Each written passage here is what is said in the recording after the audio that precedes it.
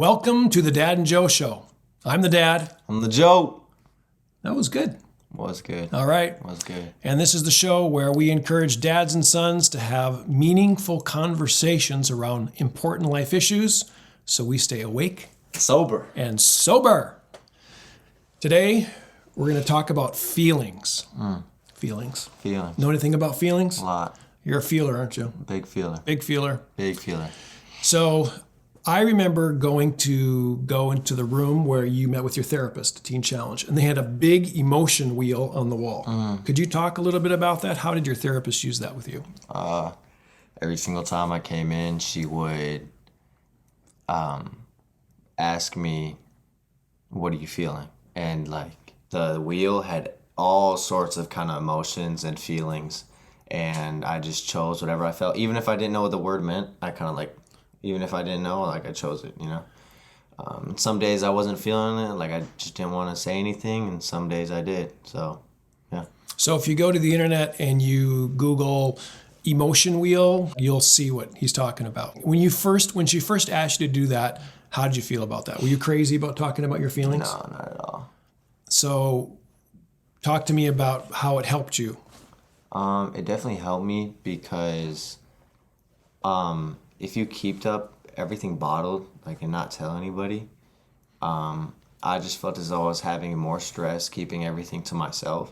Like I felt as though I was saving myself a hassle, so I didn't have to tell her anything or share anything with anybody. But it was more of a hassle and harmful for me to have that much stress on myself, not being able to share it with anybody else and share the burden. That's really good. So there was a girl that I dated who had a philosophy that why should I ruin other people's day just because I'm having a bad day? That was kind of her mantra. The problem with that is that I, as probably one of her closest guy friends for sure, I could not help understand what was going on even more, or if there was misunderstandings, if I was the problem of some of why she was feeling the way she was, I couldn't deal with misunderstandings or couldn't even come alongside and show any kind of compassion or help at all. So in the same way that you're just trying to keep it all bottled up inside, don't want to bother other people with it, it actually can be an impediment between what you're doing or how you are able to function in a healthy manner. But for other people who are around you too, they have no idea what's going on and they have no idea how to react to you. They just know, okay, Joe's in a mood. He's feeling down today. Yep. And I feel as though there's a difference between sharing your emotions and like venting and making everybody's day worse because of how you're feeling, you know? Like making everybody's day worse is putting it like, okay, there's two ways you can put something on someone. You can share your emotions with them and vent to them in a calm manner and like actually vent, and you can still be angry and get loud with them, you know, and still vent. And then there's the other side of sharing and venting where you're venting to them, but you're venting to them. It's personal. It's personal. Yeah. Like it feels as though they're the problem and you carry out your whole day venting to them. Or you started to get a better grip on managing your feelings versus just letting everything out, taking out your feelings on other people. When do you think that happened for you? When I got in trouble really bad, because like After you got in trouble and you kind of shifted your mindset a little bit? I was like, okay, like I can't remember what I did. I think I like threw something at someone's head and like something really hard. And then I got like, I couldn't eat the next morning. And then that night I was like punching my wall or something like that. And I was like, you know, and then the guys came in, told me I was going to eat breakfast, and then I was on anything. So after that, I was kind of like, you know, I'm never going to get through this if I kind of just like show my emotion the whole time. So I kind of just kept everything bottled up and then would tell my therapist. But then again, that even isn't good because my personality is the type to share whatever I'm feeling at that time. Yeah. Like whatever I'm thinking, I'm gonna say it or I'm gonna show it, you know? So if like I'm disgusted, I'm gonna be like I'm gonna give a look. So it can be good and bad, but for me, it was probably like halfway, 3/4 way done. And even then, I didn't like fully have it down. No one ever fully has it down. I don't know if you remember this or not, but I have shared this expression with you a number of times because I think it's a great great picture that people can understand. And I used to say a bad attitude is like a bad fart in a hot car. It just permeates everything and everyone's affected, and bad attitudes spread and they're just not helpful. There is a quote by a woman named Lysa TerKeurst that I thought was very helpful. She says, feelings should be indicators and you should not allow them to be dictators. Rhymes? That's good. So It's good. feelings should be indicators and they should not be dictators. What do you think that she meant by that? That When she said feelings should be indicators, what does that mean? Right. Feelings should be indicators. I think she is stating that when someone is having a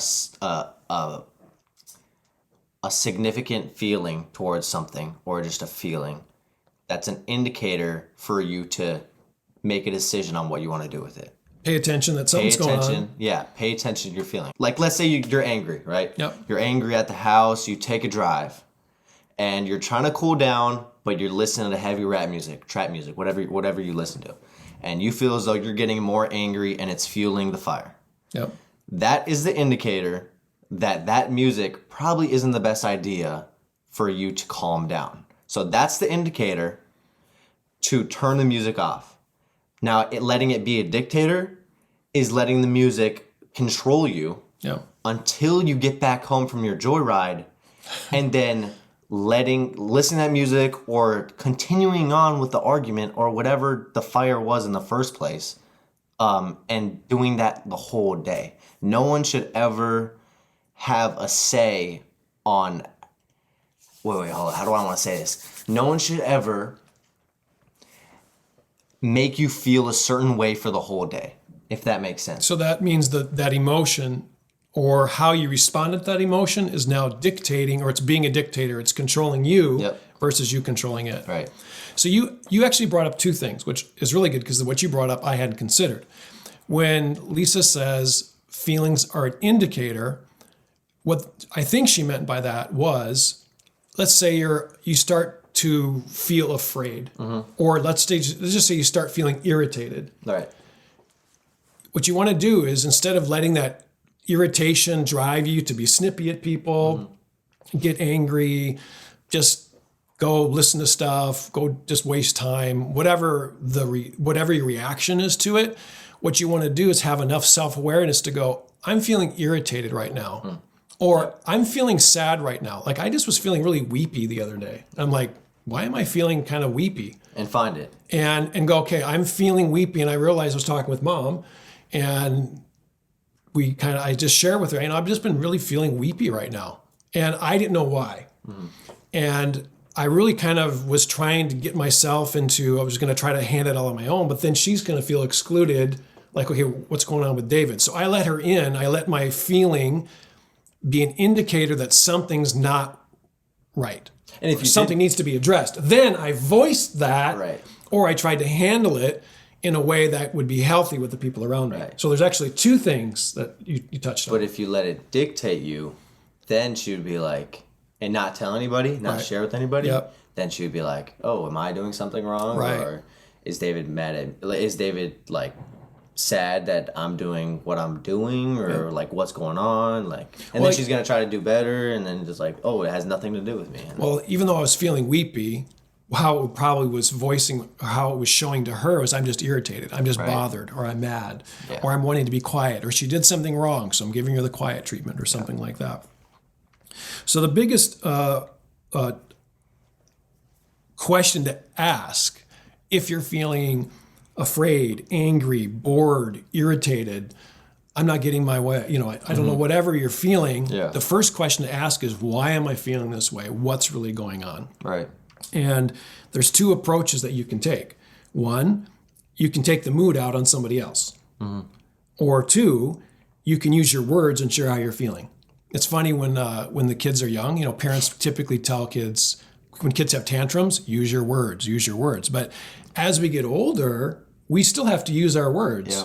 We might not throw a tantrum and lay on the floor flailing our arms and legs. It happens. It does. It does happen. It does still happen. It happens. It still happens as adults. Well, I think adults have tantrums in their own way. Yeah. even if they're not on the floor.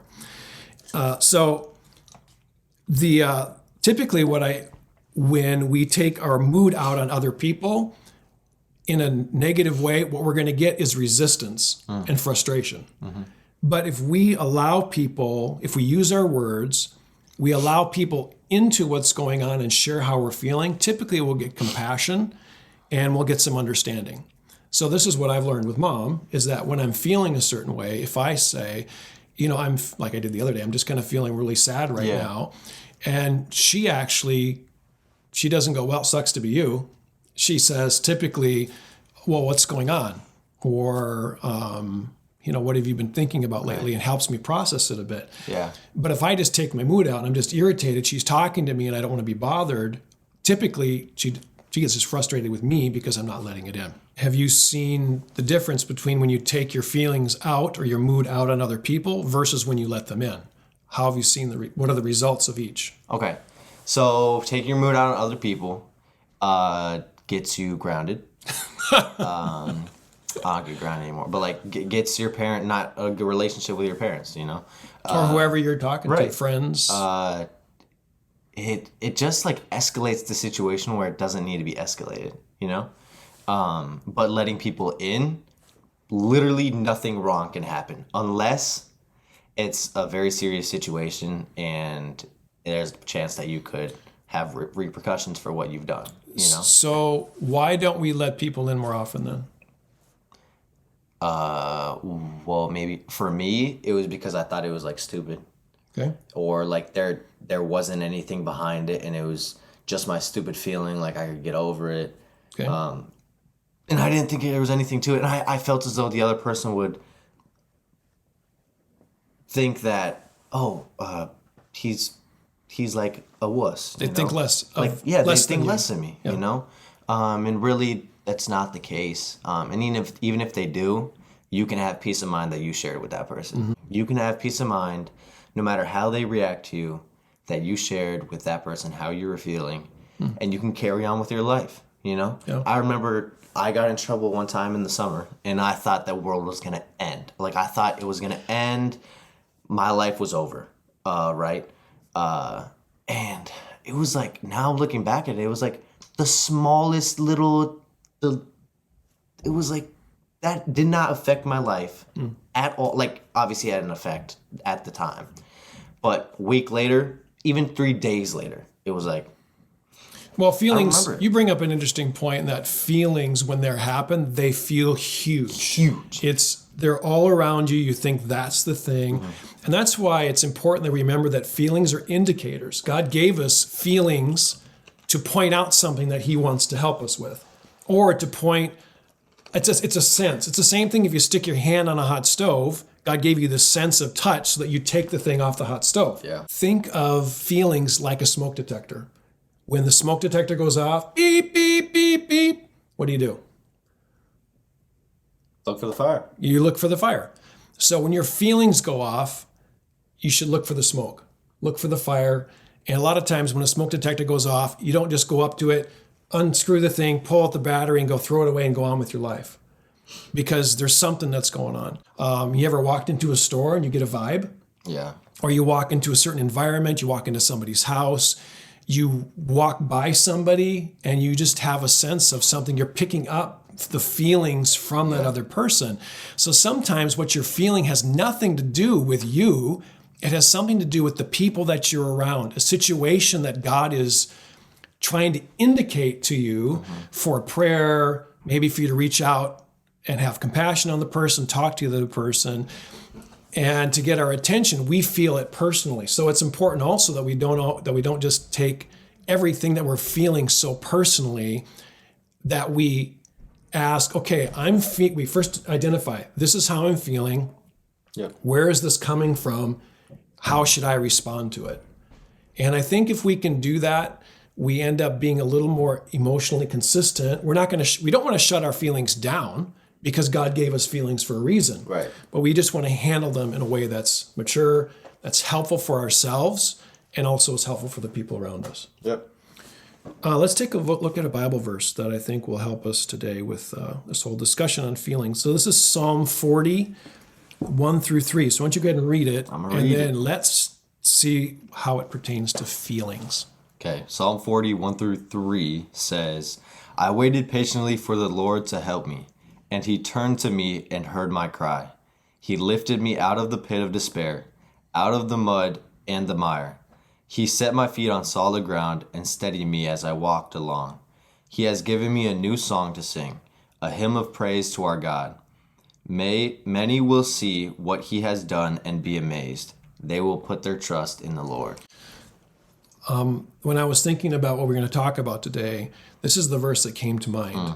And you can see the progression a little bit, right? First, something is going on. Right. You're not sure what's going on, but you say, okay, instead of me running with my feelings and allowing it to be a dictator with what I'm going to do, I'm going to take a moment, I'm going to wait patiently, and I'm going to ask the Lord to help me out. That's good. And then what happens? After you waited patiently, God turns to us, turn to me. and he hears us. He hears us. And then what does he do after that? Lifted me out of the pit of despair. Isn't that what feelings are? Yep. It just feels like you're in this pit, The deepest pit. in a miry pit. There's other translation that says he's pulled us out of a miry pit or a slimy pit. And Yeah. feelings can be like that. I mean, like, think about feelings of shame, guilt. Yeah. It's Good. just slimy, and it just sticks to you. And it says that he takes us up out of the miry pit. And where does he put us? Set my feet on solid ground, and he steadied me. So what I get from that, an image that comes to my mind, is someone who is learning how to walk, or someone who has been in a hospital for so long they forgot how to walk, and they finally they're good, they're set, and they're trying to walk for their first time. They're getting it, they're going really slow, and then they're having nurses help them, like as they walk towards their car or whatever they're doing. They don't need a wheelchair, Yep. but they need help along each side of them to help them just keep moving forward. And I think that's really good. That I love how this passage said, after he set my feet on solid ground, he said, he steadied me as I walked along. So it doesn't say how far he steadied him as he walked along. Obviously, this is David, so Yeah. but he steadied me as I walked along, and I think that's really important. Because feelings can make us feel Yeah. unsettled sometimes and really knock us off and Right. not feel unsteadied. So God certainly steadies us, but if we let other people in as well, God gave us others for a reason And then to help steady us. And then after he said, steady me as I walked along, he says, he has given me a new song to sing, a hymn of praise to our Lord, a hymn of praise to our God. What I get from that is, as you're in recovery and once you're going through rehab, they tell you need a new hobby. And whatever you were doing before didn't work. That's why you ended up here. So you need something new to do that you can lean on besides like God. Like God's going to be there throughout your whole life. You obviously want to keep your walk up with him, but you need a new hobby to not fall back into temptation. And I think he has given me a new song to sing. So not anything old you were doing, but something new you were doing, like skating, lifting, snowboarding, whatever you want to do, listening to music or something like that. I don't know, rapping, whatever you want to do, freestyling. Giving me a new song to sing, a hymn of praise to our Lord. And I think that hymn of praise is, as we're doing our new hobby, we give praise to the Lord throughout what we're doing, so that that doesn't lead to temptation throughout whatever that is, because there's addictions throughout everything we do. True. That's very so, true. like lifting, you want to take steroids to get bigger. That's just like there's a bunch of people that I know that are trying to take steroids. I'm like, dude, you're so stupid. Gosh. Another way to look at this verse is that, he set my feet on solid ground. He steadied me as I walked along. I think that verse is, he flips it. So instead of us being in this miry pit, he pulls us out. And not only does he pull us out, our mood shifts.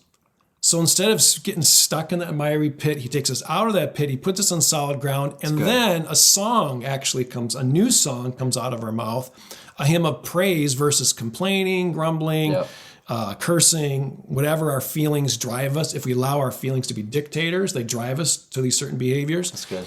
All of a sudden, it's a hymn of praise, and it's a song of thanksgiving. it says a song of praise. He puts in our mouth. In other words, we're thinking of the good things that are going on versus how life isn't working for us around. Yeah. Hold up.